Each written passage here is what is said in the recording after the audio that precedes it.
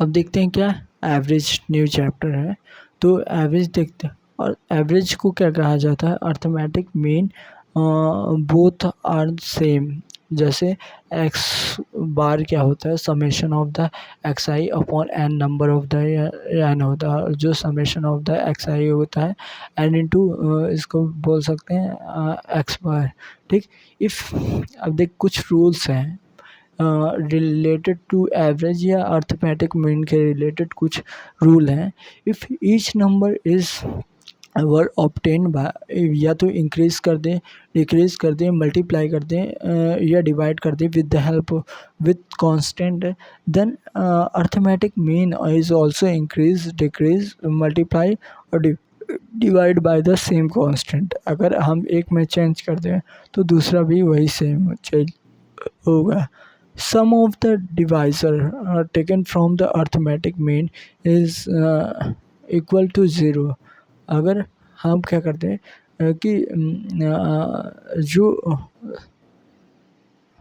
Division है divergence, अगर हम जितना अर्थमेटिक मीन से डाइवर्जेंस है उसको अर्थमेटिक मीन से निकाल के क्या करते हैं, सम करें, तो वो कितना आएगा, 0 आएगा। ठीक। और स्टैंडर्ड डेविएशन क्या होता है, स्टैंडर्ड डेविएशन होता है कि मीन से how far it is from mean, उसका स्क्वायर करेंगे और फिर स्क्वायर करने के बाद अंडर रूट ले लेते हैं। तो स्टैंडर्ड डेविएशन होता है कि डेविएशन फर्स्ट का स्क्वायर प्लस डेविएशन सेकंड का स्क्वायर प्लस डेविएशन एन का square upon total number N होता है। उसके बाद क्या कर देंगे, अंडर रूट ले लेंगे किसका, एंड इसका पूरे का। तो ये होता है स्टैंडर्ड डेविएशन। स्टैंडर्ड डेविएशन क्या कहता है, स्टैंडर्ड डेविएशन रिमेन अनचेंज जब कोई पॉजिटिव और नेगेटिव से क्या करते हैं, ऑब्टेन को यह कांस्टेंट्स को मल्टीप्लाई करते हैं या कांस्टेंट से किसी कांस्टेंट को प्लस करते हैं, माइनस करते हैं, तो स्टैंडर्ड डेविएशन को अफेक्ट नहीं करता है। लेकिन मल्टीप्लिकेशन और डिवीज़न क्या करता है, स्टैंडर्ड डेविएशन को अफेक्ट करता है। स्टैंडर्ड डेविएशन मतलब क्या है कि मीन से जो एवरेज मीन बन रहा है उससे कितनी डिस्टेंस है। स्टैंडर्ड डेविएशन क्या है, क्या होता है, एक सर्कल मान ले, उसके आसपास के सारे डॉट को क्या मान ले, उसके एलिमेंट मान ले, उनके बीच में एक एलिमेंट है, मीन है, तो मीन से इनकी दूरी कम होगी तो इंट्रॉपी इस ऐसे डेटा की क्या होती है, इंट्रॉपी कम होती है, डेटा में कंसिस्टेंसी ज़्यादा होती है, कम कंपैक्टिबिलिटी ज़्यादा होती है, एक्यूरेसी ज़्यादा होती है, और प्रेडिक्टिबिलिटी कर सकते हैं कि प्रेडिक्ट कर सकते हैं। लेकिन यहीं बड़ा सर्कल ले ले, उसमें क्या मीन एक जगह है और एलिमेंट दूसरे जगह है, तो उसमें क्या होता है, स्टैंडर्ड डेविएशन की क्या होती है, स्टैंडर्ड डेविएशन की वैल्यू ज़्यादा होती है। डेटा में कंसिस्टेंसी बहुत ज़्यादा होता है, इनकंसिस्टेंसी होती है, डेटा में इनकंसिस्टेंसी होती है। ये फार फ्रॉम द वैल्यू, ये बहुत दूर होते हैं जो एग्जैक्ट वैल्यू होती है, इसमें एंट्रोपी ज़्यादा होती है और नॉट प्रेडिक्टेबल डेटा होते हैं। ठीक। अब देख कुछ क्वेश्चन करते हैं मेन के रिलेटेड। क्या 25 स्टूडेंट हैं जिनका एवरेज वेट कितना है 42, और 2 नए स्टूडेंट हैं जिनका वेट है 54 प्लस 66। अब बताओ न्यू एवरेज मीन क्या बनेगा। पहला तरीका ये बनेगा कि 25 इंटू 42 कर दूँ और प्लस इन दोनों का ऐड कर दूँ 54 प्लस 66 डिवाइड बाय 27 कर दूँ। ये एक तरीका है, इससे आंसर आ जाएगा।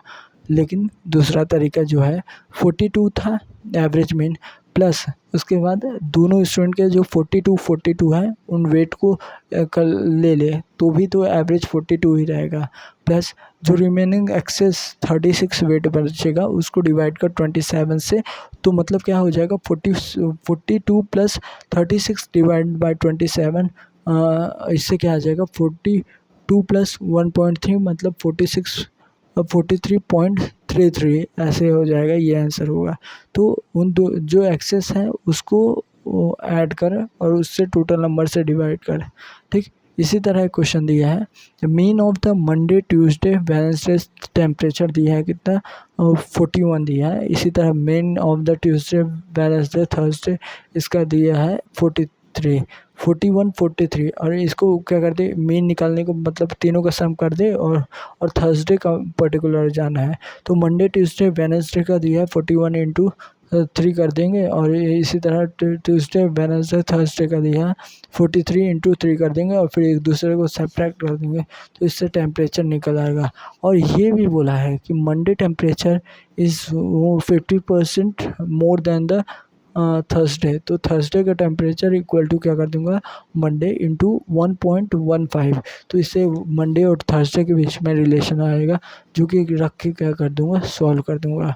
अब एक क्वेश्चन है कि क्लास में 10 स्टूडेंट है, ठीक।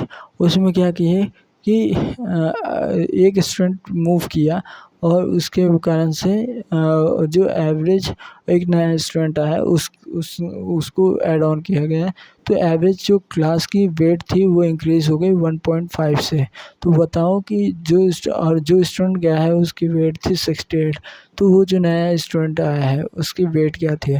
तो ये तो 1.5 इंटू 10 करूँगा तो मतलब ये हो जाएगा 15 किलो वेट बढ़ा है। 68 प्लस 15 करूँगा मतलब 110 किलो का वो इंसान था। अब आते हैं मीडियन। मीडियन कैसे निकलता है कि मीडियन क्या होता है, मिडिल एलिमेंट। तो पहले एलिमेंट को या तो इंक्रीजिंग या तो डिक्रीजिंग ऑर्डर में लिखो। अगर एलिमेंट क्या है, ऑड है, तो उसका मीडियन कैसे होगा, निकला होगा n+1 डिवाइडेड बाय 2। अगर क्या है वो इवन है तो उसका मीन दोनों को दो बीच को सम करके डिवाइड करना पड़ेगा 2 से। मतलब n/2 है terms plus n/2 + 1 terms divided by 2 करूँगा तो इससे क्या मिल जाएगा, ये मिल जाएगा इवन नंबर का मिल जाएगा, ठीक। No having higher frequency repeat. Mode क्या होता है, मोड होता है कि फ्रिक्वेंसी किसकी ज़्यादा है, वही क्या होता है, मोड होता है, मोड होता है, ठीक।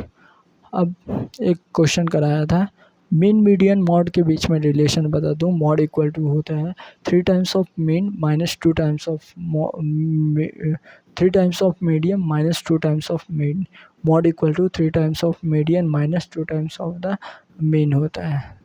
या कह दो 1 times of mode plus 2 times of mean equal to 3 times of the median, ठीक। इक्वल्स हो गया।